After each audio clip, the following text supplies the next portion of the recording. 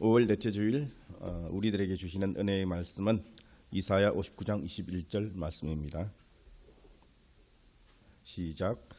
여호와께서 이르시되 내가 그들과 세운 나의 언약이 이러하니 곧 내 위에 있는 나의 영과 내 입에 둔 나의 말이 이제부터 영원토록 내 입에서와 내 후손의 입에서와 내 후손의 후손의 입에서 떠나지 아니하리라 하시니라.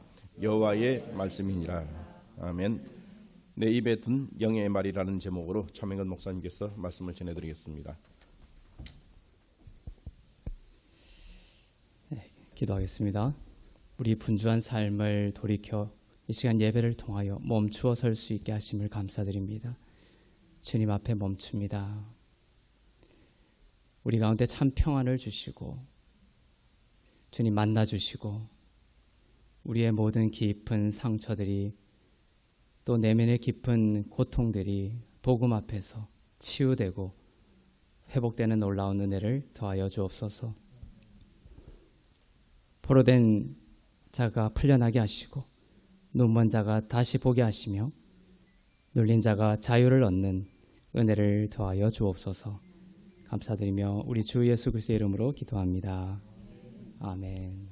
할렐루야. 믿음은 참 중요합니다. 예수님은 믿음을 소유한 자를 보십니다. 믿음이 없이는 하나님을 기쁘시게 하지 못하나니 하셨던 것처럼 믿음은 하나님의 주의와 관심을 끕니다. 많은 군중들이 있어도 하나님 어떤 사람을 보시는가를 기억할 수 있기를 바랍니다. 믿음이 있는 사람. 사람들은 예수님에게 막 몰려들 때가 있었습니다. 예수님을 밀치고 또 예수님을 당기고 예수님을 어떻게 해보려고 많은 군중들이 예수님께 모였습니다. 시끌벅적한 그 군중들 속에 한 여인이 있었습니다. 그 여인은 아무도 신경 쓰지 않는 여인이었습니다. 12해 동안 피를 흘리는 혈루증을 앓아온 여인입니다. 수많은 의사들을 그 여자는 만났다 이렇게 되어 있습니다. 가산을 다 탕진했다고 되어 있습니다. 돈을 다 낭비하고 가난해졌습니다. 그런데 병은 더 심해졌습니다. 이 여인의 마음의 그 고통과 상처를 저는 느낍니다. 율법은 병든 자를 혐오하고 내쳤기 때문에 이 여인은 오랜 세월 동안 홀로 지냈을 것입니다. 외로웠을 것입니다. 남편에게도 버림받고 자녀에게도 버림받고 자녀들도 다 떠났을 것입니다. 이 여인의 곁에는 아무도 없었습니다. 12해 동안 목숨을 끊지 않고 살아온 것이 참 감사할 정도입니다. 그렇게 소외된 여인이 주님의 옷자락을 만졌고 그 믿음의 터치는 예수님의 가시던 발걸음을 멈추게 했습니다. 무엇이 주님을 멈추게 하였는지를 보여줍니다. 바로 믿음을 가진 사람입니다. 수많은 병든 자들이 많았습니다. 그 모든 병든 자들이 주님을 멈추게 한 것이 아닙니다. 그렇죠? 병든 자이든 어떤 사람이든 주님은 믿음을 가진 자에게 멈춰 섰습니다.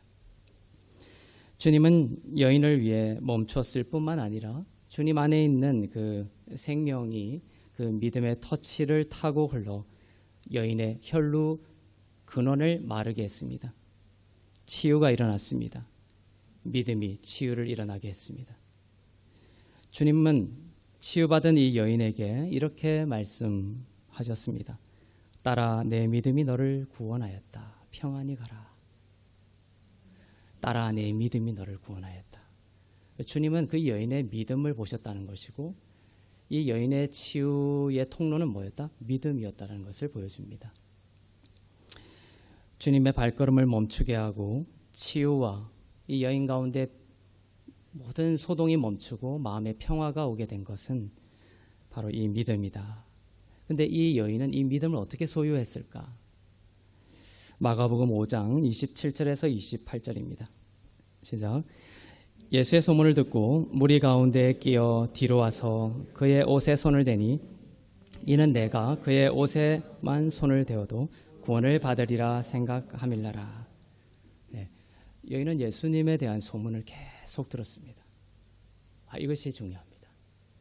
여인이 그냥 있었던 것이 아니라 예수님이 어느 날 그냥 지나가는 것을 여인이 본 이 장면만 있는 것이 아닙니다. 이 기록의 중요성은 뭐냐면 예수님이 어떤 분이신가에 대한 이야기를, 그 복음을 여인이 어떻게 했다? 계속 들어왔다라는 것입니다. 들으면서 어떻게 된 거예요? 이 여인 속에 믿음이 자라게 되었던 것입니다. 그리고 그 믿음을 예수님이 지나가시면서 보신 거예요. 이것이 믿음의 비밀입니다. 여인은 복음을 들었고 복음을 들음으로써 여인 가운데 믿음이 생겼고 이 믿음이 예수님으로 하여금 그녀를 향하게 했고 이 여인의 모든 치유와 회복이 일어나게 됐던 것이죠. 이것이 믿음이 우리 가운데 자라게 되는 비밀입니다. 로마서 10장 17절 보겠습니다. 시작. 그러므로 믿음은 들음에서 나며 들음은 그리스도의 말씀으로 말미암느니라. 네, 이 불변의 진리입니다. 그리스도의 말씀을 들어야 믿음이 생기고 자랍니다. 이것은 수천 년이 지나도 변하지 않는 믿음의 법칙입니다. 사람으로서 하나님이 정하신 이 법칙에 저항하지 않기를 바랍니다. 믿음은 들음에서 나고 들음은 그리스도의 말씀으로 말미암는다. 그리스도의 말씀을 듣는 것을 떠나지 않기를 바랍니다. 굳이 율법의 말씀 이렇게 안 하고 있죠. 그리스도의 말씀이다라고 기록하고 있습니다. 율법은 죽이는 것이고 영은 살리는 것입니다. 성경에서 그리스도를 비추고 그리스도의 완성된 공로를 선포하는 말씀을 듣는 것으로 여러분은 살아나게 될 것입니다. 영은 우리를 변화시키지만 율법은 우리 안의 그 죄를 더욱 폭로시키고 억압하고 강화만 시키죠. 그리스도의 말씀을 듣는 것이 바로 혈루증 여인이 예수님의 옷자락을 만지는 것과 같습니다. 우린 복음서에서 혈루증 여인이 예수님을 만지는 것을 보았지만 오늘날 우리는 예수님이 옷자락을 만질 수가 없잖아요. 똑같은 것은 뭐냐면 우리가 그리스도의 말씀을 성경에서 보는 것, 묵상하는 것, 그 말씀으로 기도하는 것, 그것이 바로 우리가 예수님의 옷자락을 만지는 것과 같습니다. 믿음이 자라고 그 믿음으로 우리는 구원을 얻게 될 것입니다. 혈루증 여인이 받은 구원 중 하나는 마음의 고통이 치유된 것입니다. 누구도 여인을 가까이 하지 않았고 말을 걸어오지 않았습니다. 이 여인이 누군가의 옷을 만졌다면 당시에 이 여인이 누군가의 옷을 만지면 그것은 율법에 저촉되는 것이고 불법으로 여인은 돌에 맞아 죽어도 되는 것이었습니다. 그런데 이 여인이 예수님의 옷자락을 만졌던 것이죠. 그것은 여인에게 큰 마음의 회복을 가져다 줬습니다. 예수님은 그분의 생명으로 이 여인의 죄를 사하셨고 죄를 사하시는 것뿐만 아니라 육신의 질병을 치유하셨습니다. 그런데 제가 더 눈길이 가는 것은 예수님은 뒤돌아보시면서 이 여인에게 옷을 만진 여인을 죽이지 않고 정죄하지 않고 이 여인에게 말을 걸어주고 여인을 봐주고 여인의 말을 들어주고 품어주신 것을 통하여 주님은 이 여인의 고통과 그 상처의 마음을 싸매어 주셨던 것입니다. 예수님이 이 여인을 돌아보시고 구원의 말씀을 하신 것은 바로 컴패션입니다. 깊은 애정 어린 연민입니다. 영어 성경에 보면 이제 컴패션이라고 되어 있는데 성경에 보면 나와 있는 구절이 있는데 그것이 깊은 애정 어린 연민이다. 저는 이렇게 봅니다. 이 컴패션이란 단어를 우리 말로 정확하게 담을 수 있는 말이 없기 때문에 좀 풀어서 이렇게 깊은 애정 어린 연민. 그래서 이 깊은 애정 어린 연민을 제가 반복하는 것이 길기 때문에 양해를 부탁드리고 컴패션이라는 단어를 종종 쓰도록 하겠습니다. 예수님은 이 여인을 컴패션의 마음으로 바라봤던 것이죠. 이 컴패션은 사랑에 속한 것입니다. 사랑으로부터 컴패션이 나옵니다. 여인은 예수님에게서 깊은 애정 어린 연민을 느꼈습니다. 컴패션을 느꼈습니다. 우리가 누군가를 사랑한다고 많은 것들을 해줘도 그렇죠? 컴패션을 느끼지 못하면 그 사랑이 그 사람에게 치유가 되지 않는 것이에요. 여인의 마음속에는 오랜 세월 동안 홀로 떨어지고 학대받고 사람들의 혐오와 왕따 속에 있었던 것으로 인하여 큰 분노와 마음의 상처들이 있었습니다. 외로움이 있었습니다. 주님은 이런 깊은 애정 어린 연민으로, 즉 컴패션으로 여인의 고통을 치유했습니다. 즉 컴패션이 마음의 치유를 준다는 것입니다. 우리는 경청에 대한 설교를 얼마 전 들었습니다. 이 듣는 자에게, 누군가 대화할 때 이 듣는 자에게 필요한 것이 바로 이 컴패션입니다. 깊은 애정을 가지고 연민을 가지고 저 사람이 나의 말을 들어주고 있는가. 그것이 듣는 사람에게 느껴지면 그 사람의 고통이 사라지게 되는 것입니다. 예수님은 그렇게 마음의 고통 가운데 있는 사람들의 그 마음의 상처를 싸매주시고 그 고통을 제거시켜 주셨던 것입니다. 누구든지 예수님과 이야기를 하기만 하면 상처 입은 자는 그것을 느꼈던 것입니다. 예수님의 내가 너의 고통을 알고 있다. 내가 너의 고통을 듣고 있다. 둘이 앉아서 대화를 하고 주고받고 한다고 그것이 대화가 아닙니다. 그 대화 속엔 그 사람을 이해하려고 하는 이해가 선행이 되어야 됩니다. 그리고 그 이해를 바탕으로 깊은 애정 어린 연민이 있어야 한다. 컴패션이 있어야 된다. 우리의 마음속에도 분노가 있습니다. 두려움이 있습니다. 외로움이 있습니다. 이것은 수술로 도려낸다고 제거될 수 있는 것이 아닙니다. 우리 안에 화가 있죠. 분노가 있죠. 상처가 있죠. 그 병원에라도 가가지고 그걸 수술해서 그냥 도려내고 싶어요. 그럴 수 없다는 것입니다. 그것은 변화되어야 합니다. 트랜스포메이션이 되어야 합니다. 분노는 통제하는 것이 아니라 변화되어야 합니다. 분노를 통제하고 억압하려고 할수록 그것은 더욱 날카로운 칼이 됩니다. 그러나 깊은 애정 어린 연민으로 우리가 컴패션을 그 사람이 느끼게 되면 분노는 평화가 되게 됩니다. 여러분은 배우자가 자기를 화가 나게 했을 때, 또 자녀가 여러분을 화가 나게 했을 때, 또 다른 형제 자매로부터 분노를 느낄 때 잘잘못을 따지고 싶은 마음이 앞섰느냐, 아니면 그 사람이 왜 그렇게 했을까 이해하고자 하는 마음과 깊은 애정 어린 연민으로 들어보고자 하느냐, 품고자 하느냐, 이 두 가지 갈림 사이에서 상처는 치유되느냐 혹은 더 폭발하느냐 갈림길에 서게 되는 것입니다. 컴패션의 마음으로 이해하고 포용하는 그러한 여러분들 되시길 바랍니다. 이 컴패션을 가지고 이해하기 시작하면 분노는 평화로 바뀌게 됩니다. 우리 자녀들과의 대화들이 참 많은 상처를 가지고 있습니다.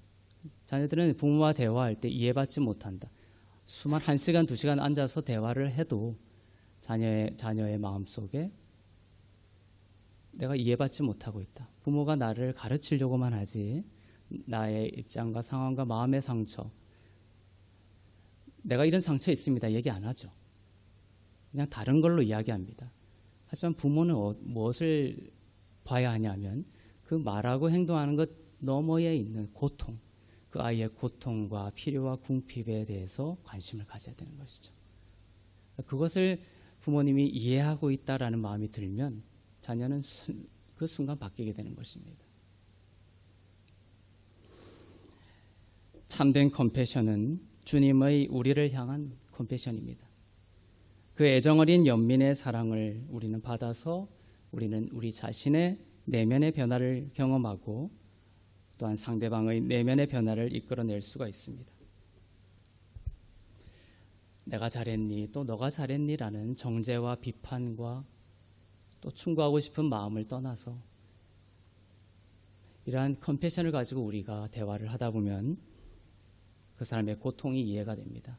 왜 그런 고통, 왜 저렇게 이야기할 수밖에 없었는지, 왜 저렇게 행동할 수밖에 없었는지. 그러면서 저 사람도 가해자가 아니라 나를 가해했지만 결국은 저 사람도 희생자였구나. 저 사람도 외로웠구나. 저 사람도 수많은 세월 참 고통 가운데 있었구나. 그런 컴패션의 마음으로 우리가 들어야 경청을 해야 된다는 것이죠. 그러면 평화가 오게 되고 변화가 시작이 되는 것입니다. 종교개혁자인 그 루터의 이야기를 제가 읽다가 꽂힌 부분이 예전에 이 부분이에요. 루터가 교회에서 많은 설교를 했습니다. 그런데 누가복음 15장 돌아온 탕자의 비유를 가지고 설교를 할 때였습니다. 그때 루터가 가장 집중해서 가장 심혈을 기울여서 설교했던 단어가 있습니다. 누가복음 15장에서.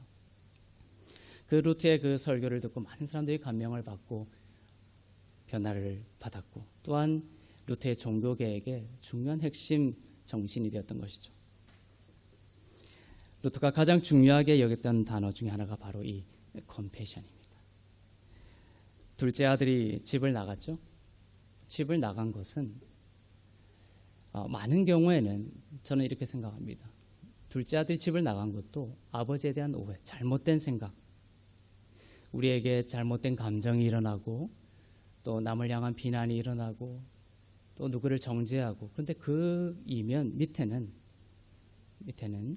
우리의 잘못된 생각이 자리하고 있습니다.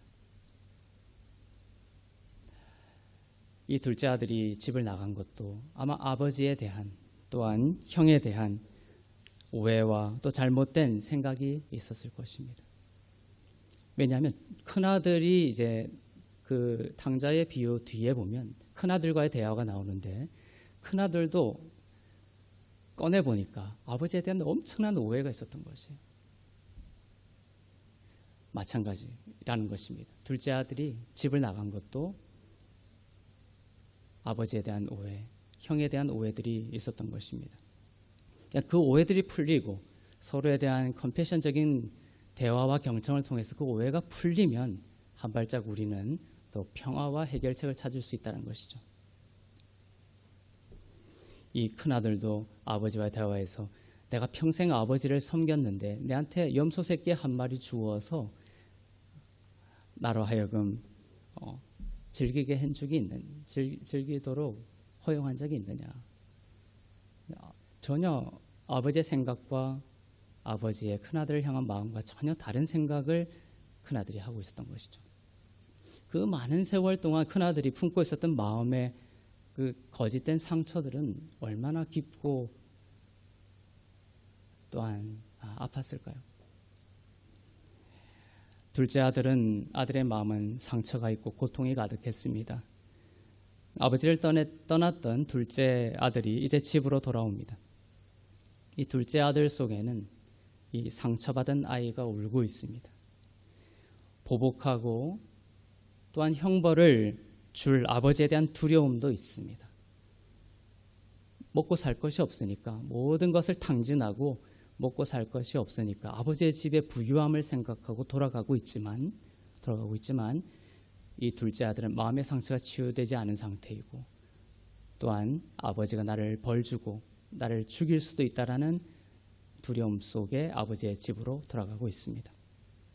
이것이 많은 아이들과 또한 많은 성장했음에도 불구하고 우리 속에 있는 그 울고 있는 상처 입은 아이를 말하고 있습니다. 이 아들이 둘째 아들이 아버지 집에 도착합니다. 아버지 집에 도착했고 성경에 보면 아버지는 아들을 율법과 정죄의 잣대로 대한 것이 아니라 컴패션으로 아들을 끌어안았다 이렇게 되어 있습니다.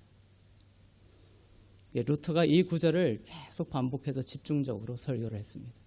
아버지가 이 아들을 제 아들을 어떻게 대했느냐, 돌아온 아이를 컴패션으로. 우리말 성경에 보면 이 컴패션을 이 탕자의 비유 구절에는 측은히 여겨 이렇게 번역을 하고 있습니다. 측은히 여겨. 근데 영어로는 컴패션입니다. 같은 단어입니다. 컴패션으로 아들을 끌어안았습니다. 여기에 놀라운 치유의 비밀이 들어있다는 것입니다. 아버지는 이 아들을 얼마나 오랫동안 기다렸을까요? 아들이 돌아갔을 때 아버지는 아들의 그 깊은 상처 가운데 있는 아들을 잘잘못으로 대하지 아니하고 또 형벌과 심판으로 대하지 아니하고 깊은 측은히 여기는 마음으로 embrace, 안아주었다, 끌어안아 주었다입니다. 여러분이 상처 입은 누군가를 만났을 때 그 사람을 치유하는 방식입니다. 이것이 컴패션으로 깊은 애정 어린 연민으로 그 사람의 고통을 이해하고 그 고통을 품어주는 그러한 여러분이 되시길 바랍니다. 여러분 자신에게도 마찬가지예요. 내 안에 있는 상처가 먼저 치유돼야 되죠. 내 안에 있는 상처와 고통과 외로움과 두려움과 염려들, 이런 것들은 어떻게 치유할 수 있습니까? 마찬가지예요. 예수 그리스도의 우리를 향한 그 먼저한 사랑과 지금 이 누가복음 15장에 나오는 컴패션으로 그 아들을 깊이 끌어안아 주신 것이 우리를 향한 주님의 태도죠. 자세입니다. 얼마나 사랑스럽습니까? 마찬가지로 우리도 우리 자신의 내면에 있는 상처와 두려움과 깊은 고통을 이렇게 위로하고 끌어안아주는, 임브레이스 해주는 여러분이 되시기를 바랍니다. 왜냐하면 예수께서 우리의 모든 죄의 짐을 대신 지셨기 때문에 그렇습니다. 예수님이 우리의 모든 죄를 사하셨기 때문에 그렇습니다. 이제 우리는 우리 안에 있는 상처와 죄를 이해하고 포용하고 임브레이스, 품어주고 그리스도 안에서 끊어졌음을 선포하며 떠나보낼 수 있는 능력이 생기게 된 것이에요. 루트가 이 결정적 장면으로 여긴 누가복음 15장 20절을 보겠습니다. 시작. 이에 일어나서 아버지께로 돌아가니라. 아직도 거리가 먼데 아버지가 그를 보고 측은히 여겨 달려가 목을 안고 입을 맞추니. 여기서 목을 안고, 이것이 성령이 내려오다라는 단어와 똑같은 단어입니다. 에피핍토, 끌어안다, embrace라는 것입니다. 성령이 내려와서 우리를 치유하는 방식이 이것입니다. 주님이 우리의 상처와 우리의 고통과 우리의 죄의 문제를 해결하는 방식입니다. 동일하게 우리도 우리의 내면의 상처와 고통, 또 우리 자녀와 우리 배우자와 우리 사랑하는 이들 가운데 있는 그 슬픔과 고통, 혼자 힘으로 이길 수 없는 그런 것들을 우리는 공동체적으로 그리스도의 마음을 가진 자가 대화를 통하여 깊은 애정 어린 연민으로 들어줌으로써 그 고통을 이해하고 그 고통을 품어줌으로써 치유할 수 있는 것입니다. 또한 우리 스스로도 우리 자신에 있는 상처를 이렇게 해결해 갈 수 있기를 바랍니다. 아버지가 그를 보고 측은히 여겨, 컴패션입니다. 혈루증 여인의 마음을 치유하셨던 바로 주님의 컴패션입니다. 분노는 사라지고 두려움은 도말되었습니다. 큰아들은 동생이 용서받고 돌아온 것이 못마땅했죠. 성경은 누가복음 15장 28절에서 큰아들이 화가 났다 이렇게 기록하고 있습니다. 동생은 돌아왔고 아버지에게 용납되었고 아버지가 그 상처를 품어주셨어요. 그리고 큰 잔치를 벌입니다. 그런데 그것을 바라보는 큰 형은 너무나 화가 나 있었다. 이런 대조적인 잔치와 기쁨과 조이와 희락과 회복을 통한 희락과 아버지의 집에서의 이 놀라운 하나님의 희락과 아직까지도 상처 속에 울고 있는 이렇게 화를 냈지만 사실은 고통 가운데 울고 있는 것입니다. 큰아들의 마음의 상태가 대비가 되고 있습니다. 화는 비교하는 것으로 쉽게 일어납니다. 그리고 화는 잘못된 생각에서 기인하는 경우가 많이 있습니다. 큰아들이 화가 났다고 기록하면서 큰아들이 아버지에 대해 갖고 있었던 많은 오해들이 이제 열거되고 있죠. 아까도 말했듯이 아버지를 계속 내가 섬겼다. 일평생 섬겼다. 그런데 아버지의 마음은 어땠죠? 나를 섬기는 것이 아니라 나와 즐거워하기를 원했던 것인데 아들은 계속 아버지를 섬기는 대상으로 생각하고 열심히 일을 해서 자기의 의의를 나타내려고 살았던 것이죠. 그 오해가 이제 풀리기 시작하는 것입니다. 누가복음 15장의 큰아들과 대화의 그 마무리가 기록은 안 돼 있지만 분명히 큰아들은 아버지와의 그 대화를 통해서 아버지의 진짜 마음이 무엇인지를 둘째 아들처럼 깨닫고 둘째 아들의 영혼도 마음의 상처도 회복이 되었을 것입니다. 내한테 염소 한 마리 준 적이 있느냐 아버지? 근데 아버지가 뭐라고 하십니까? 나의 것이 다 너의 것이다. 아들은 충격을 받았을 것이야. 큰아들은.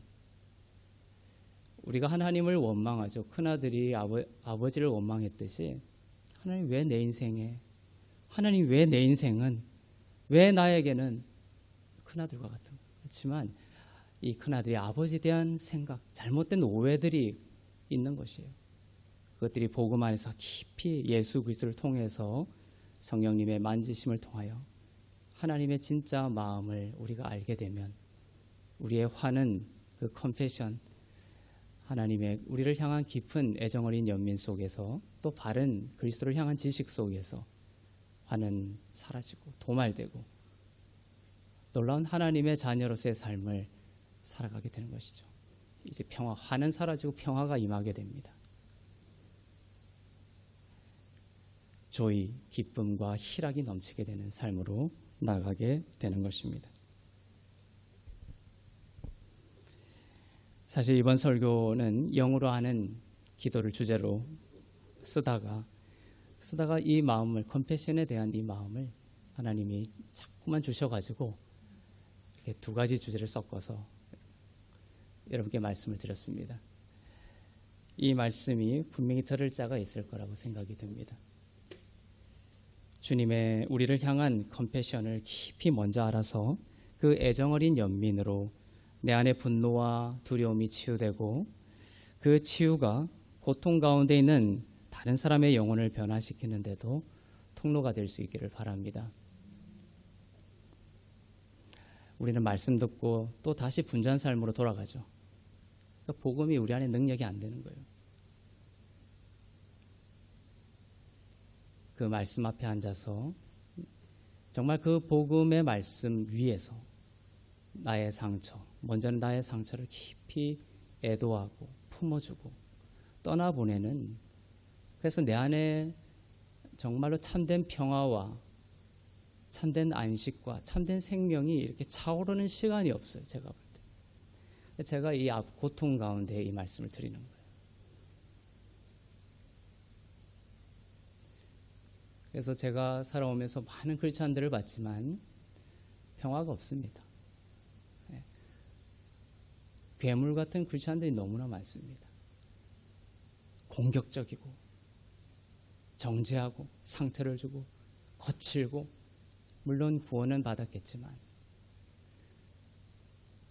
복음 안에 깊이 머무는 그러한 영성이 우리 기독교 안에서 사라지고 있다 생각이 듭니다. 참된 크리스찬들은 이 말씀 앞에 깊이 머무르게 되면 평화가 옵니다. 평화가. 로마서 5장 1절에 너희는 믿음으로 말미암아 의롭다 하심을 얻었으니 너희가 하나님과 함께 이제는 평화를 누리고 있다. 그리스도의 가장 큰 표지 중에 하나가 세상이 줄 수 없는 참된 평화거든요. 근데 제가 만나본 수많은 크리스찬들 속에서는 평화가 없는 거예요. 근데 이 평화가 복음입니다.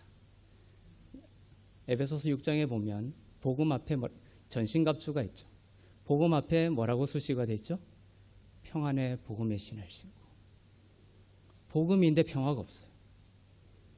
근데 복음은, 참된 평화는, 복음은 우리에게 평화를 줍니다. 그렇죠? 너 안에 있는 그 평화의 이유를 물어옵니다.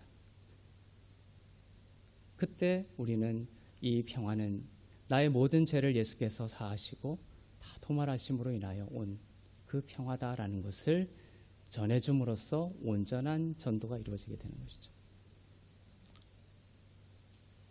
여러분 가운데 참된 평화가 있기를 원합니다.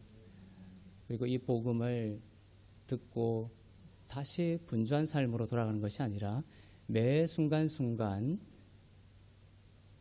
그 복음으로 나의 내면에 올라오는 화와 두려움과 그런 것들을 품어주는, 예를 들면 예배를 끝나고 갈 때 누가 끼어들어 차에 끼어들면 분노가 일일 것입니다. 그때 그런 것들을 복음과 상관없는 걸로 생각하지 마시고, 그렇게 사는 건 사는 게 아니죠. 교회 안에서 복음 듣고 그것이 내 안에 평화를 준다는 것을 알고, 근데 나갔을 때 차가 끼어들 때 화가 일어나는 것은 전혀 상관없는 걸로 치부하며 화를 내고 정죄하면서 살아가는 이 삶이 사는 것인가 과연? 그건 사는 것이 아니에요. 우리에게 참된 삶이 필요합니다. 그런 그 어두운 것이 내 안에 들어오고 발견이 되어지면 그것을 복음으로서 품으세요.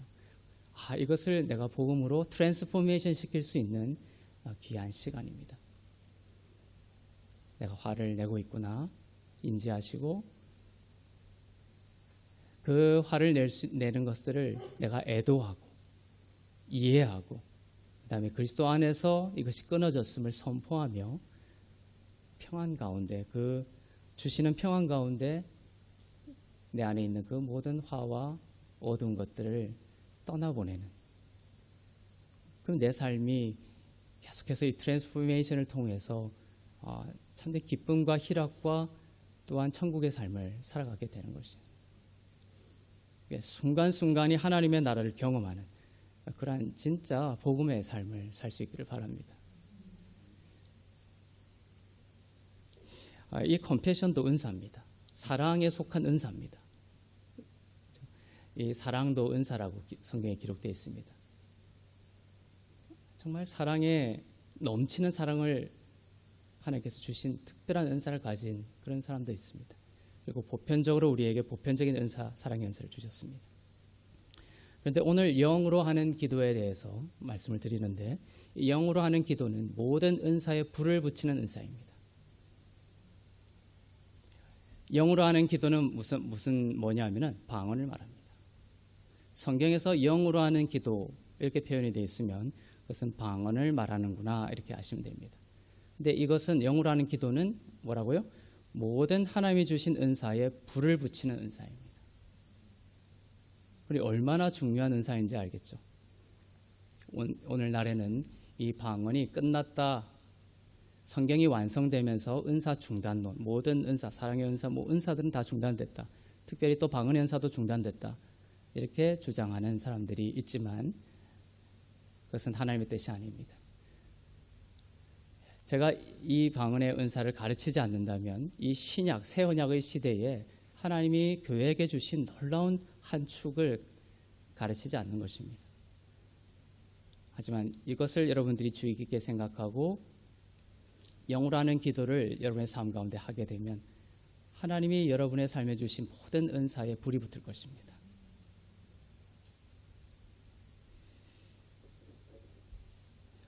기도에는 두 가지가 있죠. 마음으로 하는, 성경에 보면 마음으로 하는 기도가 있고 영으로 하는 기도가 있다고 되어 있습니다. 이 영으로 하는 기도가 바로 방언입니다. 영을 우리 입술에 주셔서 기도하게 하는 때가 오는데 바로 지금 이때입니다. 방언을 너무 당연하게 생각하는 사람들이 있지만 구약에는 방언이 없었습니다. 신약에 주신 것이에요. 특별히 신약의 표지입니다. 성령께서 오순절날 사도행전 2장에 임하시고 방언이 시작이 되었습니다. 방언은 새 언약의 시대가 열렸다라는 징표이고 교회가 탄생했다는 징표이고 은혜의 시대를 나타내는 징표입니다. 구약에서는 이 영으로 하는 기도가 없었다. 방언이 없었습니다. 이 영으로 하는 기도가 이사야서의 예언이 되는데 이사야서의 이 영으로 하는 기도에 대한 예언이 언제 성취가 됐느냐? 바로 성령 강림 때에 성취가 되었습니다. 마가의 다락방에 모여있던 제자들이 성령 안에 세례를 받고 방언을 하게 되었습니다. 다음에 제가 설명하겠습니다. 성령으로 by the Spirit, 성령으로 세례를 받는 것과 baptized in the Spirit, 성령 안에서 세례를 받는 것이 틀립니다. 오늘 시간 관계상 성령 안에서 세례를 받고 방언을 하게 되었습니다. 이것은 신약이 시작되었다라는 외적 증거입니다. 증거일 뿐만 아니라 성령의 능력과 지혜를 주실 때 그 모든 은사 가운데 불을 붙이고 활성화시키는 하나님 주신 아름다운 선물입니다. 영으로 기도하는 때가 올 것이다. 그렇게 예언된 부분을 보겠습니다. 이사야서 59장 마지막 절입니다. 시작. 여호와께서 이르시되 내가 그들과 세운 나의 언약이 이러하니 곧 내 위에 있는 나의 영과 내 입에 둔 나의 말이 이제부터 영원하도록 내 입에서와 내 후손의 입에서와 내 후손의 후손의 입에서 떠나지 아니하리라 하시니라. 여호와의 말씀이니라. 새 언약이 나오는 것과 함께 영으로 하는 기도가 나오고 있습니다. 새 언약의 지표입니다. 이것은 새 언약이 올 것인데 새 언약이 성취될 때가 올 것이다. 그때는 나의 영과 너의 입에 둔 나의 말이 영원토록 너를 떠나지 않을 것이다. 너의 후손의 입에서 떠나지 않을 것이다. 너의 후손의 후손의 입에서 떠나지 않을 것이다. 영원한 중단된 것이 아닙니다. 영원히 주시는 하나님의 은사라는 것입니다. 새 언약과 같이 나온다고 했습니다. 새 언약은 바로 성령의 강림하심으로 임하게 된 신약을 말합니다. 이 새 언약은 십자가의 은혜로 죄가 도말되고 의로움을 선물로 주시는데 바로 지금의 때입니다. 로마서 11장 27절이 방금 읽은 이사야서 59장 21절을 인용한 말씀입니다. 이 새 언약의 때에 나의 영과 말을 너의 입에 줄 텐데 이 구절을 로마서에서 인용하고 있습니다. 근데 그 새 언약의 내용이 뭐냐는 것입니다. 그 새 언약을 우리가 믿을 때에 이 은사를 주신다는 거예요. 로마서 11장 27절을 보겠습니다. 내가 그들의 죄를 없이 할 때에 그들에게 이루어질 내 언약이 이것이라 함과 같으니라. 새 언약의 가장 중요한 핵심이 무엇입니까? 바로 예수 그리스도의 십자가가 우리의 모든 죄를 도말했다는 것입니다. 예수 그리스도 안에서 여러분의 모든 죄가 사함받았습니다. 이 믿음으로 이 은사를 사모할 때 하나님께서 방언의 은사를 주실 것입니다. 방언한다고 다 구원받은 것은 아닙니다. 왜냐하면 저는 그 타종교 이해라는 종교 과목을 들을 때 힌두교에도 가봤고 이슬람에도 가봤습니다. 거기도 방언을 하는 사람이 있습니다. 방언한다고 다 예수 믿은 게 아니죠. 그러니까 이단 종교와 미신에서도 다 방언이 있습니다. 이것을 잘 구분해야 됩니다. 방언한다고 다 예수 믿은 거냐? 그건 아닙니다. 하지만 예수 그리스도를 믿고 올바른 믿음과 죄 사함으로 인하여 제 사함을 주님께서 주셨다는 이 믿음 위에 기초를 둔 자에게는 또 하나님께서 바른 방언을 주신다는 것이에요. 그러니까 진리는 거짓이 많죠. 진리가 없다면 거짓은 없습니다. 거짓이 있다는 것은 진리가 있다는 것이죠. 그러니까 방언, 유사 방언이 있다는 것은 참 방언이 있다는 얘기입니다.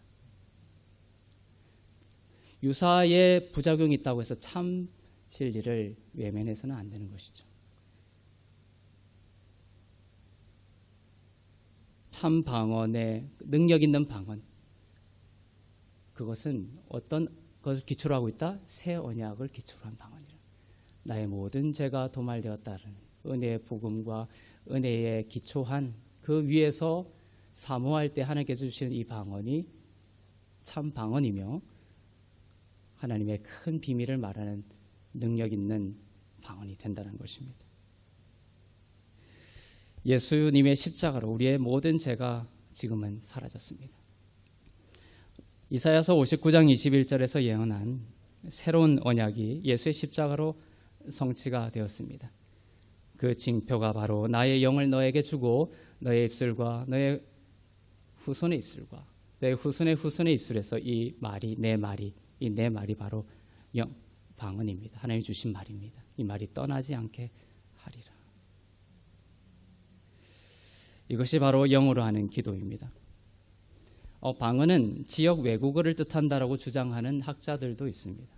사도행전 2장에 나오는 그 각 지역 언어로 말했다 이렇게 되어 있는데, 그래서 방언은 그냥 외국어다, foreign language, 외국어, 뭐 독일 말이라든지, 독일에 살아보지 않은 사람인데 독일 말로 기도를 한다든지, 요것만이다라고 주장하는 학자들이 있습니다. 하지만 방언은 그것도 포함하면서 또한 알아들을 수 없는, 인간이 알아들을 수 없는 하늘에 하는 그러한 하늘의 언어도 포함하고 있습니다. 언어는 다 범주가 이렇게 큽니다. 방언은 고린도전서 13장 1절에 보면 내가 사람의 방언과 천사의 말을 할지라도 사랑이 없으면, 이렇게 되어 있죠. 사람의 방언은 어떤 인간의 foreign language를 말하는 거겠죠. 알아들을 수 있는 말입니다. 알아들을 수 있는 외국어입니다. 그리고 천사의 말을 할지라도, 천사의 말은 뭡니까? 바로 하나님 하늘에서 주신 인간이 알아들을 수 없는 방언을 말합니다. 내가 사람의 방언과 천사의 말을 할지라도 사랑이 없으면, 우리 방언에 대해서 이야기하지만 더 중요한 게 나오죠. 사랑이 없으면 이것이 다 소용이 없습니다. 방언은 통역이 필요합니다. 방언하는 사람도 그 내용을 잘 알지 못합니다. 그러나 성경은 방언의 내용이 하나님의 큰 일이라고 사도행전 2장 11절에서 밝히고 있습니다. 사도행전 2장 11절에서 많은 사람들이 성령의 세례를 받고 방언을 했다 되어 있습니다. 그런데 그게 표현이 어떻게 되어 있냐면 하나님의 큰 일을 말했다 이렇게 되어 있습니다. 그러니까 방언은 우리가 알아들을 수 없는데 그 내용이 뭘까 궁금하죠. 그 내용은 바로 하나님의 큰 일을 말하는 것입니다. 여러분이 막 방언을 할 때 그것은 그 내용 여러분 자신도 알아들을 수가 없어요. 그런데 그 내용은 뭐다라고 하면 하나님의 큰 일이라는 것입니다. 고린도전서 14장 2절에는 이것을 비밀이라고 표현하고 있습니다. 무스테리온, 미스테리의 그 어원이 된 헬라어입니다. 무스테리온, 미스테리를 말하는 것입니다. 고린도전서 14장 2절을 보겠습니다. 방언을 말하는 자는 사람에게 하지 아니하고 하나님께 하나니 이는 알아듣는 자가 없고 영으로 비밀을 말함이라. 알아듣는 자가 없고, 이것은 사람에게 하는 것이 아니라 하나님께 하는 기도입니다. 하나님께 하는 기도이지만 그 기도의 유익이 우리에게 있습니다. 기도하는 자에게 있습니다. 그리고 그 기도를 자기가 알아들을 수는 없지만 그 방언의 내용은 뭐다? 비밀을, 하나님의 비밀을 이야기하는 것입니다. 하나님의 큰 일을 말하고 있는 것입니다. 그리고 기도는 하나도 땅에 떨어져서 사라지지 아니하고 다 이루죠. 그래서 내가 방언으로 기도할 때 그것은 하나님의 큰 일을 말할 뿐만 아니라 우리의 삶 가운데, 교회 가운데, 우리 가운데 두신 하나님의 큰 일이 그 기도를 통하여 이루어지게 될 것입니다. 방언은 예언과 달리 하나님께 하는 것이죠. 영으로 비밀을 말하는 것입니다. 비밀이라는 무스테리오는 신학적으로 어떤 뜻이냐면 구약에는 감추어졌다가 신약에는 드러난 것을 무스테리온이라고 합니다. 비밀이라고 합니다. 방언으로 이야기할 때 하나님의 큰 일을 비밀을 이야기한다라고 할 때는 구약 시대 때는 감추어졌지만 신약의 시대 때는 드러난 것. 보지 못할 때는 감추어졌으나 이제 복음으로서는 드러난 것들, 이러한 것들을 바로 비밀, 무스테리온이라고 합니다. 이 비밀은 점점 더 밝혀지고 있습니다. 그 비밀들이 무엇입니까? 교회도 이 무스테리온 중에 하나죠. 구약 때는 감추어졌던 것입니다. 교회는 신약적인 개념입니다. 구약 때는 이 교회를 감추어서 우리에게 나타냈었죠. 그것이 바로 신약에 드러난 것입니다. 그래서 사도행전 2장에서 성도들이 성령 세례를 받고 하나님의 큰 일을 막 방언으로 이야기했을 때는 바로 교회의 탄생과 관련이 있었던 것이에요. 이제 내가 교회를 세울 것이다. 그것이 방언 속에 들어있었던 것입니다. 그리스도께서 율법의 마침이 되셨다라는 것도 무스테리온이죠. 구약은 알지 못했습니다. 하지만 신약은 예수께서 오셔서 율법의 마침이 되심으로 그를 믿는 모든 자들이 하나님의 의가 되게 하셨습니다. 이런 모든 것이 무스테리온입니다. 방언할 때 이러한 것들을 하나님께서 밝혀서 기도하시는 것이죠. 성경은 이 은사를 사모하라고 하십니다. 성령을 방언을 받지 않은 분이 있다면 사모함으로 구하여 받으실 수 있기를 바랍니다. 이미 받은 분이 있다면 낭비하지 않고 사용하시기를 바랍니다. 바울은 탁월한 지혜와 계시의 설교를 했습니다. 바울은 그러면 방언했나? 성경은 바울이 1만 마디의 방언을 했다 이렇게 되어 있습니다. 바울이 1만 마디의 방언을 하고 그리고 그 열매로 5마디에 알아들을 수 있는 능력의 예언의 말을 했다라고 기록하고 있습니다. 당시 교회 가운데 바울만큼 방언을 많이 하는 사람이 없다라고도 기록하고 있습니다. 성경이. 당시 초대교회 때 가장 방언을 많이 했던 사람이 바울이었습니다. 그러나 바울은 방언이 남용되지 않기를 명했고 공적 단상에서 사용될 때는 가능하면 통변이 되기를 바랬습니다. 왜냐하면 그것이 아까 방언을 말할지라도 사랑이 없으면 울리는 꽹가리가 될 뿐만 아니라 칼이 되거든요. 믿지 않는 자들이 있는 경우에는 덕이 되지 않을 수도 있기 때문입니다. 그런 권면에도 불구하고 분명한 것은 바울은 결코 방언을 경시한 적이 없다라는 것입니다. 이사야서 59장 21절과 60장이 분리되어 있지 않고 연결이 되어 있습니다. 후대에 인위적으로 나눈 것입니다. 연결이 되어 있습니다. 영으로 하는 기도를 내가 너희에게 새 언약을 맺고 너에게 영을 주고 너의 입에 내 말을 줄 거다라는 이사야서 59장 21절을 방금 저희가 읽었습니다. 그 다음 구절이 60장 1절입니다. 근데 이것이 분리되지 않고 연결이 되어 있습니다. 스크롤에는, 두루마리에는 분리된 게 아니고 연결이 되어 있다는 것입니다. 즉 60장 1절부터는 어떤 내용이 들어있는지가 궁금하죠.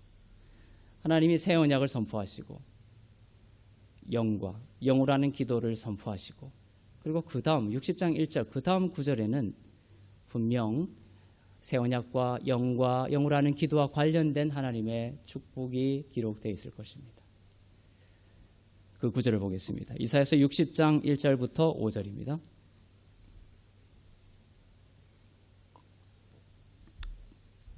시작. 일어나라 빛을 발하라. 이는 내 빛이 이르렀고 여호와의 영광이 내 위에 임하였음이니라.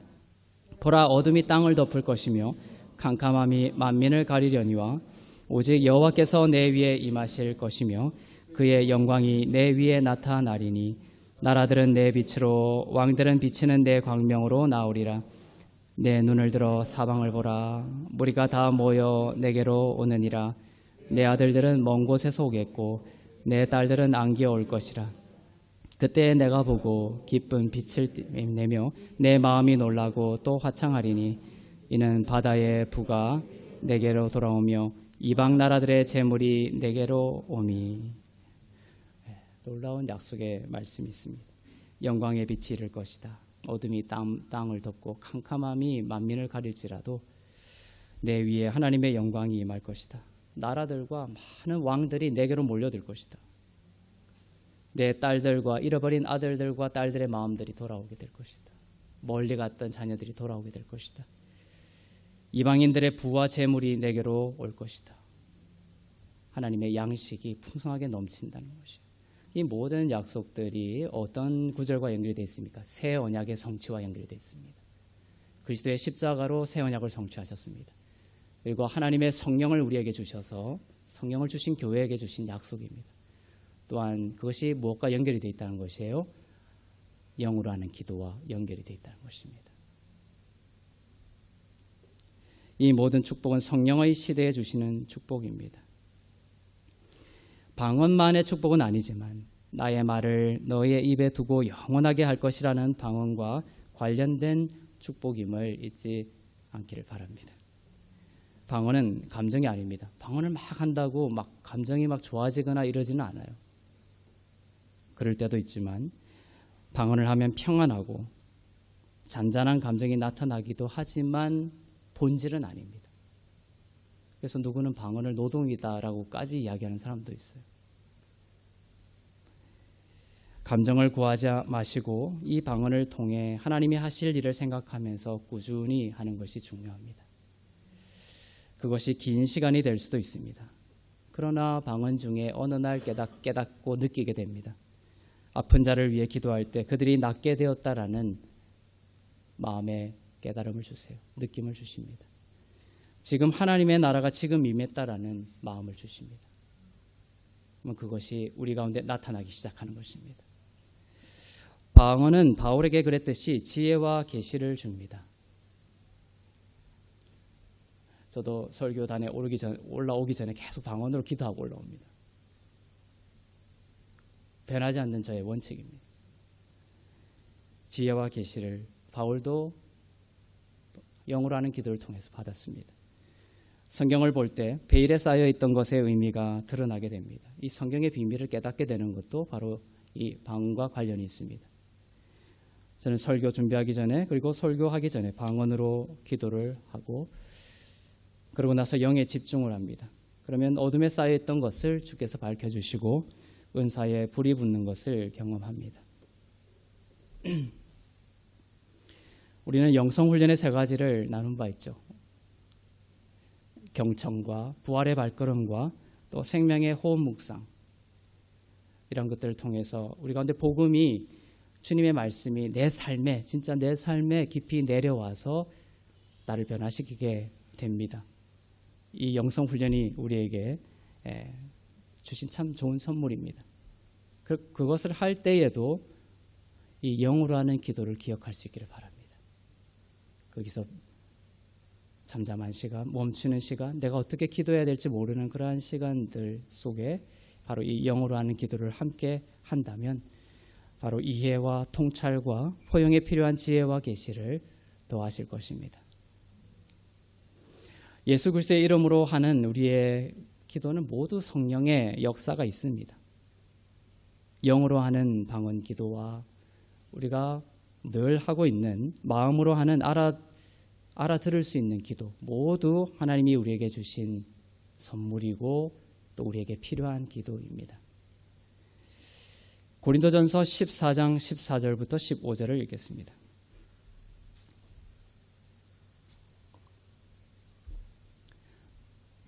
시작. 내가 만일 방언으로 기도하면 나의 영이 기도하거니와 나의 마음은 열매를 맺히지 못하리라. 그러면 어떻게 할꼬? 내가 영으로 기도하고 또 마음으로 기도하며 내가 영으로 찬미하고 또 마음으로 찬미하리라. 바울은 방언으로만 기도하지 않았다고 되어 있습니다. 또한 알아들을 수 있는 마음으로 기도. 여기서 번역이 헷갈리게 되어 있습니다. 영으로 기도하거니와 방언으로 하면 나의 마음이라는 단어가 있습니다. 마음은 열매 맺지 못한다라는 것은 방언으로 기도하면 나의 마음에 변화를 주지 못한다, 이런 뜻이 아닙니다. 이것은 원어적으로 볼 때 마음이, 그러니까 이성적으로 이해하지 못한다, 이런 뜻입니다. 즉 내가 만일 방언으로 기도하면 나의 영이 기도하거니와 나의 이성은 이해하지 못합니다, 이런 해석이에요. 아시겠죠? 마음에 유익이 없다는 뜻이 아니다. 오히려 많은 경우에 우리는 기도할 때 도리어 우리의 마음이 기도를 부정적인 방향으로 이끌 때가 있습니다. 기도하려고 앉았는데 온갖 부정적인 생각들이 나에게 쏟아져 들어오면서 나의 기도를 내가 방해하고 있죠. 그러니 우리가 마음으로 기도하는 것만 우리에게 있다면 얼마나 손해겠습니까? 그래서 하나님이 주신 선물입니다. 마음이 우리의 기도를 방해할 때 방언으로 기도하면 우리의 마음의 폭풍이 멈추게 되는 것이에요. 우리의 의도와 달리 우리의 마음이 다른 곳으로 갈 때가 있다. 그리고 진짜 문제도 아닌 것 가지고 우리가 마음으로 기도하는 경우도 참 많이 있습니다. 기도하면서도 내가 이 기도에 대한 확신이 없죠. 내가 바르게 기도하고 있는 건가? 정말 이것이 진짜 문제인가? 이 기도에 대한 응답이 진짜 해결책인가? 그렇게 의심이 들 때가 있습니다. 하지만 그렇게 기도하지 말라는 것이 아니라 그럴 때에는 다시 영으로 하는 기도로 돌아가서 방언을 통하여 기도한다면 그러니까 나의 마음 가운데 하나님의 큰 비밀, 하나님의 큰 일, 영으로 한 기도가 영향을 미쳐서 나의 기도를 자리 잡아주게 됩니다. 어떻게 기도해야 될지 어려울 때, 어지러울 때, 또는 마음이 기도를 방해할 때, 그럴 때 영으로 기도하기를 권면합니다. 머리로 기도하는 것이 아니라 영으로 기도하는 것이고 하나님의 비밀을 말하는 것이기 때문에 방언을 하다 보면 여러분에게 어떤 풀림이 느껴질 때가 있습니다. 그리고 성령께서는 여러분의 삶에 무엇이 문제를 진짜 일으키고 있는지 그 길을 보여주실 것입니다. 그리고 여러분이 어떠한 마음으로 기도해야 될지도 점점점 알려주실 것입니다. 방언으로 기도한 뒤에 잠시 멈추고 다시 우리 한국어로 기도할 때 여러분은 방금 그 방언으로 기도하면서 하나님의 큰 일을 그 비밀로 말을 했죠. 그것을 여러분이 알아들을 수 있는 한국어로 동일하게 반복해서 기도할 때가 있습니다. 하나님이 그렇게 인도하신다는 것이에요. 만일 한국어로 어떻게 기도해야 될지 모른다면 방언으로 일단 기도하셔도 좋습니다. 고린도전서 14장 15절처럼 바울의 말씀처럼 내가 영으로도 기도하고 또한 마음으로 기도하리라. 내가 영으로도 찬양하고 마음으로도 찬양하리라. 이 두 가지가 교회에게 주신 중요한 두 가지 선물입니다. 하나는 하나를 누리고 하나는 버리지 않기를 바랍니다. 다 이렇게 연관성이 있습니다. 여러분의 기도는 더욱더 문제의 본질에 가까워지게 되고 그 기도 가운데 안식이 오고 평안이 오고 아까 영을 너에게 주고 내 말을 너에게 준다라는 영으로 하는 기도 뒤에 왕들이 돌아오게 되고 자녀들이 돌아오게 되고 그것이 하나의 평화의 모습입니다. 방언으로 기도하다 보면 내 안에 이 평화가 넘치게 되는 거예요.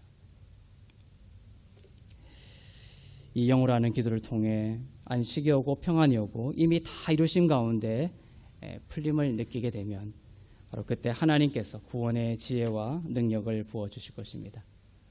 오늘 말씀을 통해서 다시 한 번 더 생각하며 우리에게 주신 하나님의 큰 컴패션으로 매일매일 하나님의 나라를 살아가는 여러분 되시길 바랍니다. 그리고 영으로 기도하시고 마음으로 기도하시는 여러분 되시기를 바랍니다. 함께 기도하겠습니다. 네, 주신 말씀을 기억하면서 우리 함께 기도하겠습니다. 하나님, 우리 가운데 깊은 애정어린 연민의 마음을 부어주시옵소서. 주님께서 혈루증 든 여인을 바라보시면서 그 여인의 상처와 아픔과 고통을 대하셨던 그 마음을 저희에게도 허락하여 주시옵소서. 주님, 두려움과 공포와 고아의 영으로 하나님의 집에 도착한 그 아들에게 아버지께서 찾아가 만나주시고 그 입을 맞추시고 목을 끌어안고 안아주셨던 것처럼, 그리고 컴패션의 마음으로 깊은 애정어린 연민으로 그 아들을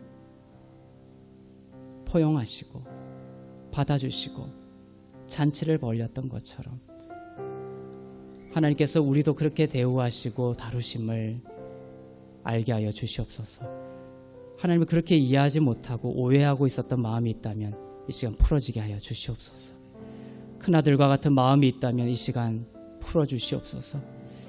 하나님께서 나를 컴패션의 마음으로 입을 맞추시고 안고 계시며 잔치를 벌이고 계시고 아버지의 집에 도착한 나에게 아버지 집의 모든 것으로 다 주셨음을 이제 내가 그리스도의 이름으로 기도하고 영으로 기도하고 마음으로 기도할 때에 이미 주신 그 치유와 회복과 하나님이 이미 주신 모든 공급과 하나님이 이미 주신 모든 그러한 관계의 회복까지도 하나님께서 다 드러나게 나타나게 하실 줄로 믿습니다. 평안을 주시옵소서. 평화를 주시옵소서. 주님 안에 복음 안에 있으면서도 늘 과거로 도망가고 미래로 숨고 한 번도 나의 고통을 직시하면서 그것을 그리스도의 복음으로 품고 흘려보낸 기억이 없다면 주님 이 시간 내 삶의 모든 상처들이 올라올 때마다 이제 두려워하지 않고 복음으로 품고 복음으로 그리스도 안에서 떠나보내며 이제 새로운 생명으로 날마다 살아나가는 새로운 삶을 건축해 나가는 새 생명의 삶이 되게 하여 주시옵소서. 새 언약을 저희에게 주셨고 새 언약 아래 살게 하시니 감사합니다. 성령의 충만함을 다하여 주셔서 지금 영광의 빛이 우리의 삶 가운데 임하여 모든 치유가 일어나게 해주시고 영광의 빛이 임하여서 만왕이 돌아오게 하여 주시고 이방왕이 돌아오게 하여 주시고 이스라엘이 회복되게 하여 주시고 주님 우리의 삶에 모든 떠났던 자녀들이 돌아오는 역사가 일어나게 하여 주시옵소서. 고아의 영을 벗고 아들의 영으로 주님 앞에 섭니다. 하나님 영으로 기도할 때 이 큰 비밀을 주님 말하게 하여 주시고 또한 그 큰 비밀과 약속과 하나님의 구원의 놀라운 선물이 또한 우리의 마음으로 기도할 때에 우리의 입술의 고백이 되게 하여 주시옵소서. 우리 함께 기도하겠습니다. 사랑의 하나님 감사합니다. 오늘 영어로 하는 기도를 통하여서 우리에게 주신 놀라운 축복의 비밀을 알게 하여 주시니 감사합니다. 내가 1만 마디를 하고 또 5마디의 예언을 했다는 바울의 고백처럼 하나님 내가 예언의 말씀을 통하여 많은 사람들을 변화시키기 전에 하나님 또한 영어로 하는 기도의 축복을 잊지 않게 하여 주시옵소서. 하나님 혈루증 된 여인처럼 12해 동안 외롭고 힘들고 고통 가운데 있었습니다.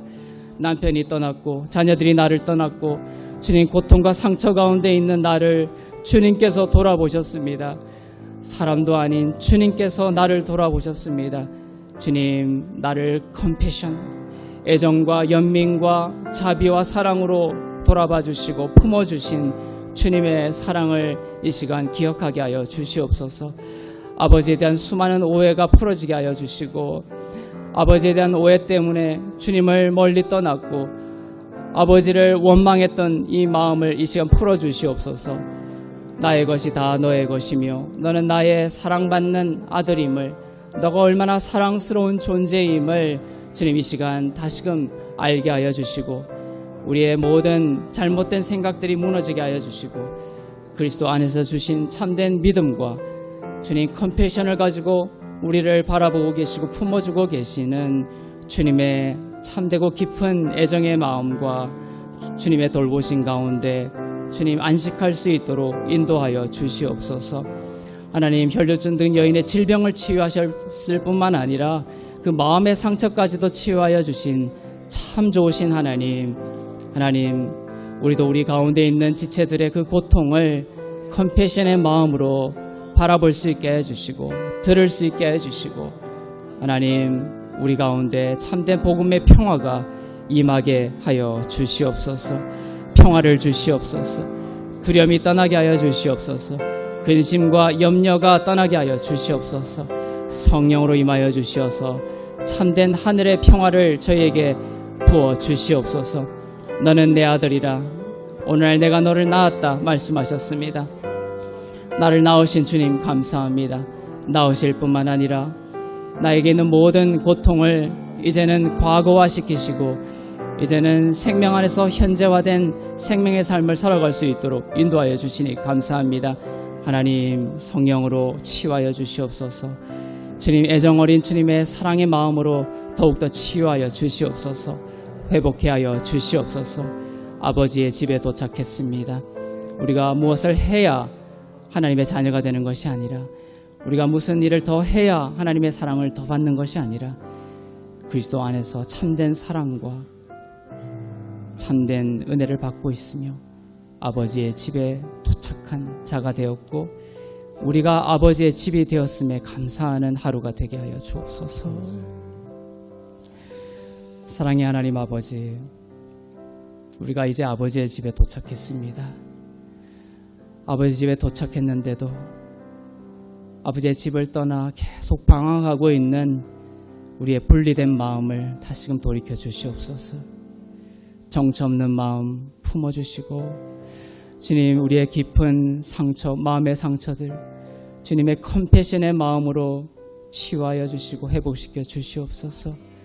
떠났던 자녀들 돌아오게 하여 주시고 주님, 바다의 부가 우리의 것이 되었다고 하셨사오니 궁핍의 영을 벗고 하나님이 주시는 하늘의 부유함 가운데 자족하며 만족하며 오늘 이 시간 우리에게 부어주시는 하늘의 평화와 기쁨과 행복의 삶을 하루하루 살아가게 하여 주시옵소서. 늘 과거로 도망치고 미래로 도망치며 주님, 늘 행복이 없고 기쁨이 없는 하루하루를 살았습니다. 사는 것이 아니었습니다. 나는 과연 어디에 있습니까? 주님, 이 시간 찾아오셔서 너에게 기쁨이 되기를 원한다. 내가 너의 주인이 되기를 원한다. 내가 너의 행복이 되기를 원한다. 주님, 이제 나는 주님 안에 붙들린 자이오니 두려워하지 않고 나의 상처를 직면하고 그것을 도피하는 삶이 아니라 이제 해결하게 하여 주시옵소서. 끊어졌음을 선포하게 하여 주시옵소서. 일평생 거기에 묶여서 종노릇하지 않게 하여 주시고 그것을 애도하고 품어주며 이제 그리스도의 십자가로 끊어졌음을 선포하며 새 생명 가운데 주님과 함께 즐거워하는 기쁨의 삶이 되게 하여 주시옵소서. 조이풀한 인생이 되게 하여 주시옵소서. 주님 안에 참된 행복이 있음에 감사드립니다. 우리에게 주님을 주시니 감사합니다. 이 주님이 우리의 배우자에게 또 우리의 자녀의 삶 가운데 영 가운데 깊이 고백되어질 수 있도록 새 영을 부어 주시옵소서.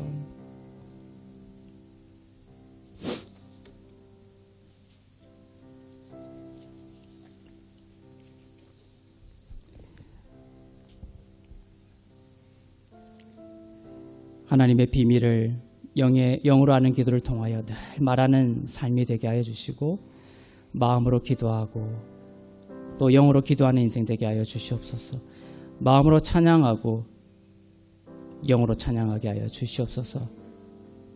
여호와를 찬양하라. 내 영혼아 여호와를 송축하라. 잠들어 있는 나의 영혼을 깨우시사 내 영아 깨어 여호와를 찬양할지어다. 찬양하는 인생으로 회복시켜 주시옵소서. 나의 마음을 우리의 마음을 치유하여 주시고 우리도 공동체 가운데 있는 상처 입은 영혼들 정죄와 잘잘못으로 바라보는 것이 아니라 그 이면에 있는 고통을 이해하고 들어주고 품어주며 그리스도의 사랑으로 인내하며 함께 걸어가는 귀한 회복 공동체가 될 수 있도록 인도하여 주옵소서. 이제는 우리 주 예수 그리스도의 은혜와 하나님 아버지의 사랑과 성령님의 위로 교통 새롭게 하심의 역사가 주님의 연민의 깊은 애정 어린 그 연민의 사랑으로 상한 마음을 구원하고 또한 영으로 하는 기도를 통해 하나님의 큰 일이 우리의 삶이 실제가 되기를 소망하며 그리스도의 말씀 앞에 우리의 영혼을 맡기는 주 안에서 의롭고 흠없고 거룩한 교회 위에 선교사님들 위에 이 나라와 민족들 위에 이제부터 영원토록 충만하시기를 간절히 축원하옵나이다. 아멘.